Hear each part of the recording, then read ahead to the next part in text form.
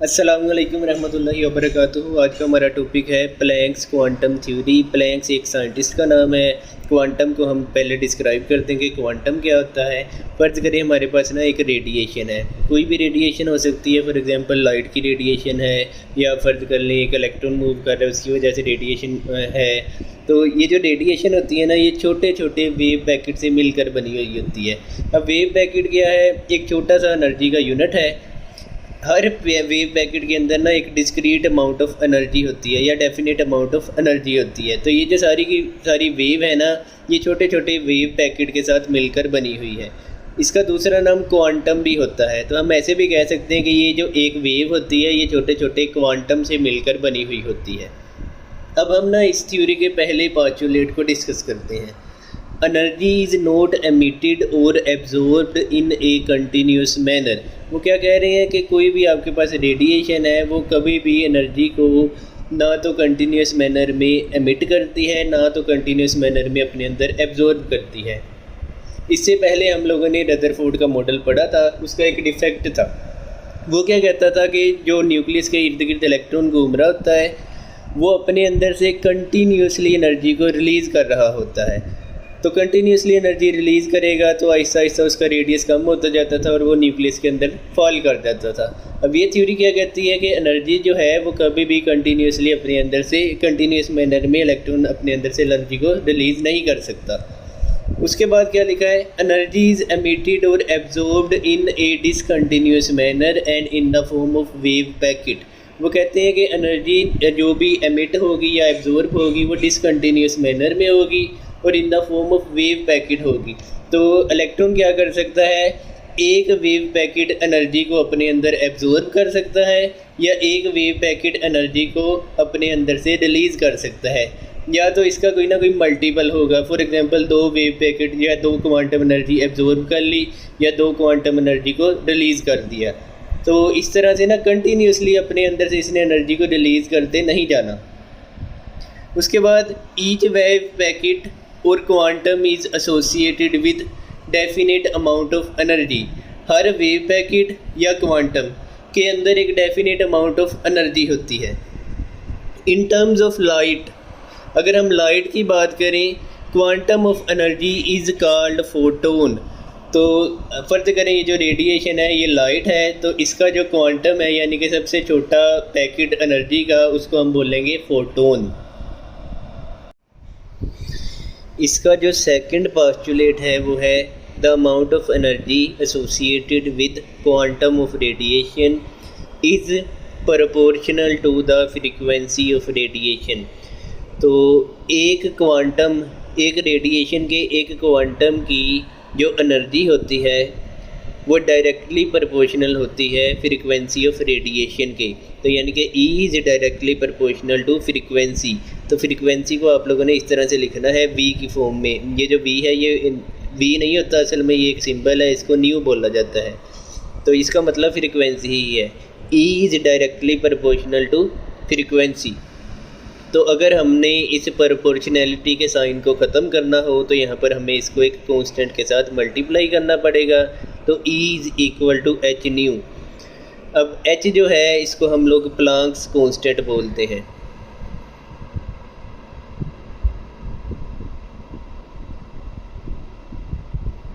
इसकी वैल्यू होती है 6.62 into 10 rays power -34 joule second. ये वैल्यू आप लोगों ने याद रखनी है, इम्पोर्टेंट MCQ है।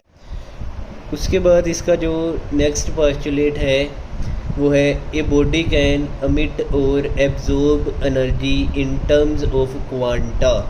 अब ये क्वांटा क्या होता है? क्वांटा है क्वांटम का प्लूरल। क्वांटम सबसे छोटा एनर्जी का पैकेट था।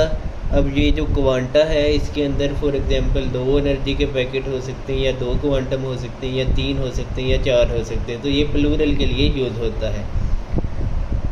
तो इसके अंदर भी आप लोगों ने वही वाली इक्वेशन लिखनी है, E is equal to h nu, यानी कि E is equal to h multiply by frequency. अब फिज़िक्स में ना आप लोगों ने बच्चों फार्मूला पढ़ा होगा, V is equal to f lambda. अब V क्या होती है? वेलोसिटी को बोला जाता है। एफ़ बेटा फ्रीक्वेंसी को बोला जाता है और लैम्डा बेटा वेवलेंथ को बोला जाता है। अब केमिस्ट्री में अगर हम लोग फ़ोटोन की वेलोसिटी की बात करें तो फ़ोटोन की वेलोसिटी को हम लोग सी के साथ लिखेंगे, तो यहाँ पर आप लोगों ने इसकी जगह सी लिख देना है। और आपको पता है फ्रीक्वेंसी को हम लोग इस तरह से न्यू की फॉर्म के अंदर लिख रहे हैं, तो आप लोगों ने इस तरह से ये वी की फॉर्म के अंदर फ्रीक्वेंसी को लिख दिया, तो लैम्डा को आप लोगों ने उसी तरह से लिख देना है। अगर हम लोगों ने यहाँ से फ्रीक्वेंसी की वैल्यू निकालनी हो तो यहाँ पर लैम्डा मल्टीप्लाई हो रहा है, इधर आकर डिवाइड हो जाएगा, तो जो फ्रीक्वेंसी है वो बराबर आ जाएगी सी ओवर लैम्डा के। तो हम लोगों ने ना यहाँ से फ्रीक्वेंसी की वैल्यू को इसके अंदर पुट कर देना है, तो वैल्यू पुट करने के बाद हमारे पास इक्वेशन बन जाएगी E is equal to h c over lambda. उसके बाद बच्चों याद रखो ये जो 1 ओवर लैम्डा होता है ये वेव नंबर के बराबर होता है। वेव नंबर आप लोगों ने किस तरह से लिखना है, इसी तरह से आप लोगों ने न्यू लगा के उसके ऊपर इस तरह से लाइन लगा देनी। इन दोनों की डेफिनेशन अभी मैं आप लोगों को बाद में लिखवाऊंगा कि वेव नंबर क्या होता है और फ्रीक्वेंसी की भी डेफिनेशन हम लोगों ने करनी है। तो इस तरह से आप लोगों ने न्यू लगाया, उसके ऊपर लाइन लगा दी, तो ये बेटा 1 ओवर लैम्डा के बराबर होता है। तो तीसरे वाले पोस्टुलेट के अंदर ना आप लोगों ने सिर्फ यही डेरिवेशन छोटी सी करनी है, तो आपके पास फाइनल इक्वेशन बन गई E is equal to h c into wave number. Next इस टॉपिक के अंदर ना कुछ छोटी छोटी डेफिनेशन है वो हम लोग कर लेते हैं। सबसे पहली जो डेफिनेशन है वो है फ्रीक्वेंसी की। तो frequency is defined as number of waves passing through a point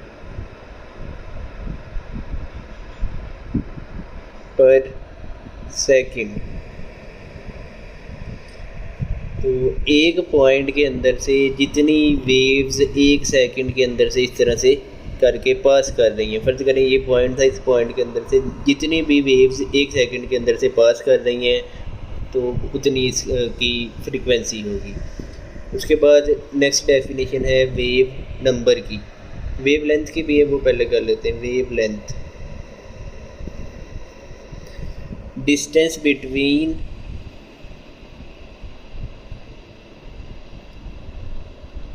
two adjacent crests or troughs is called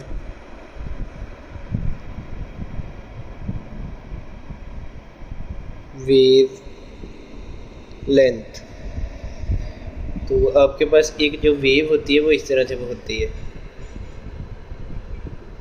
इसका जो ऊपर वाला पार्ट होता है ना इसको क्रेस्ट बोलते हैं, और जो इसका नीचे वाला पार्ट है इसको ट्रफ बोलेंगे।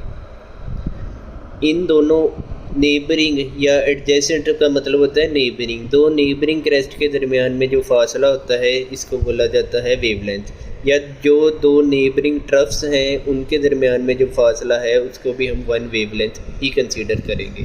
तो ये डेफिनेशन थी वेवलेंथ की। उसके बाद नेक्स्ट डेफिनेशन है वेव नंबर की।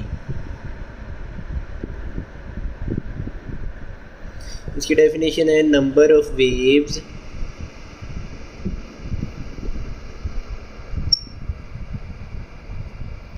पर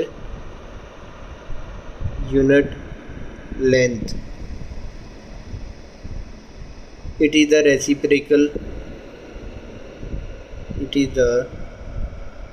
reciprocal of wavelength।